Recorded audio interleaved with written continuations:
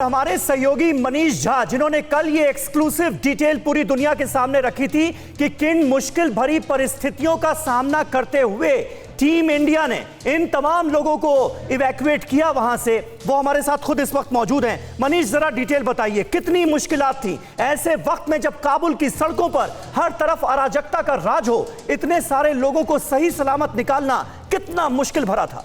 जी हाँ, बिल्कुल समीर, देखिए इस ऑपरेशन में जो लोग शामिल थे, जो अधिकारी शामिल थे, जो टॉप लेवल के लोग शामिल थे, कल जब वो मुझे बता रहे थे कि इस पूरे मिशन को किस तरह से अंजाम दिया गया, तो वाकई मैं आपको कहूं कि मेरा रोम रोम सिहर उठ रहा था कि ये कितना मुश्किल भरा सफर था। मुझे लग रहा था कि मैं टॉम क्रूज की कोई हॉलीवुड वाली मूवी की स्क्रिप्ट सुन रहा हूं, क्योंकि अगर आप देखें तो उस समय 150 भारतीयों को वापस लाना था जब तालिबान पूरी तरह से चप्पे चप्पे पर मौजूद थे। कहीं कोई अफगानिस्तान की सरकार नहीं, कहीं कोई पुलिस नहीं, कहीं कोई सिक्योरिटी नहीं, और इससे बढ़कर जो बड़ी बात थी कि तालिबान के साथ साथ जो रोग एलिमेंट थे, जो पाकिस्तान के आतंकी थे, वो सब भी चौक चौराहे पर मौजूद थे। ऐसे हालत में इंडियन एम्बेसी में मौजूद 150 से अधिक भारतीयों को वहां से एयरपोर्ट तक लाने का जो सफर है, अमूमन समीर आपको एम्बेसी से एयरपोर्ट जाने में मुश्किल से वहां 10 मिनट का सफर तय करना होता है, लेकिन 1 घंटे का यह सफर तय करना था। 15 चेक पोस्ट वहां पर बने हुए थे जहां तालिबानी बंदूक लेकर खड़े थे, और उसके लिए फुल प्रूफ प्लान बनाया गया था। तो मनीष, क्या ये दुनिया के लिए एक बहुत बड़ा संदेश नहीं है? क्योंकि कई सारे मुल्क ऐसे हैं जिनके लोग अभी फंसे वहां पर हैं, वो नहीं निकाल पाए हैं। बिल्कुल सही कहा आपने। देखिए वहां पर बहुत सारे जो महाशक्ति हैं, उनके राजनयिक फंसे हुए हैं, उनके लोग फंसे हुए हैं। इस बीच में हमने भारतीयों को निकाल लिया।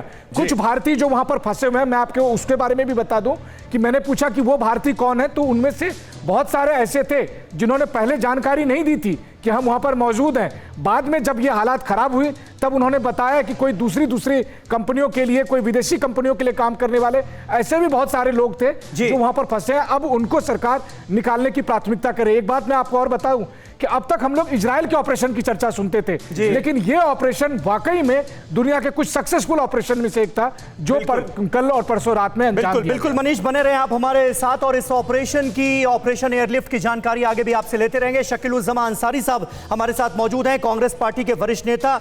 अंसारी साहब, किस तरह से आप देखते हैं इस पूरे ऑपरेशन को? इस मुश्किल वक्त में ऑपरेशन चलाकर भारतीयों को सही सलामत वतन वापस लाया जा रहा है, और साथ ही साथ यह आश्वासन दिया जा रहा है वहां पर जो माइनॉरिटी कम्युनिटी है उसके लोगों को भी हिंदुस्तान में शरण दी जाएगी, क्योंकि हम सब ये जानते हैं कि इस वक्त उनको किस तरह के हालात का सामना करना पड़ रहा है।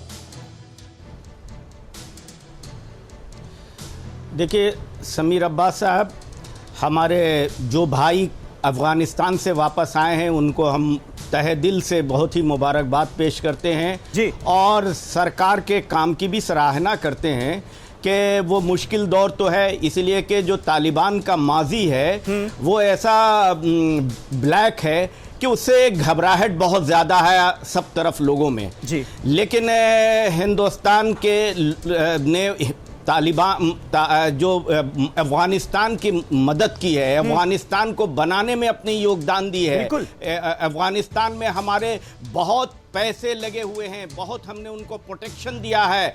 तो ऐसी परिस्थिति में हमारे बहुत सारे लोग हैं जो प्राइवेट में भी काम करने वाले हैं, बहुत सारे लोग हैं। अभी तो एक मिशन के लोग आए हैं और कुछ अधिकारी आए हैं। अभी हमें जनता को वहां से एविक्यूएट करने के लिए कोशिश करनी है, और सरकार का हम ये कदम की भी सराहना जरूर करेंगे कि सरकार ने कहा है कि हम वहां सिखों को और इसको जो माइनॉरिटी के लोगों को है उनको भी हम प्राथमिकता के आधार पर जो भी देंगे। ठीक है, लेकिन सबसे पहली बात यह है कि वहां पर जो तालिबान हैं उन्होंने भी इस बात को, बिहार की इंडिया की भूमिका को एक्सेप्ट किया है, और उन्होंने बार-बार, आप देखिए हम टीवी पर देख रहे हैं, उन्होंने अड़ी सोमवार से शुक्रवार शाम 6 बजे सिर्फ TV9 भारतवर्ष पर।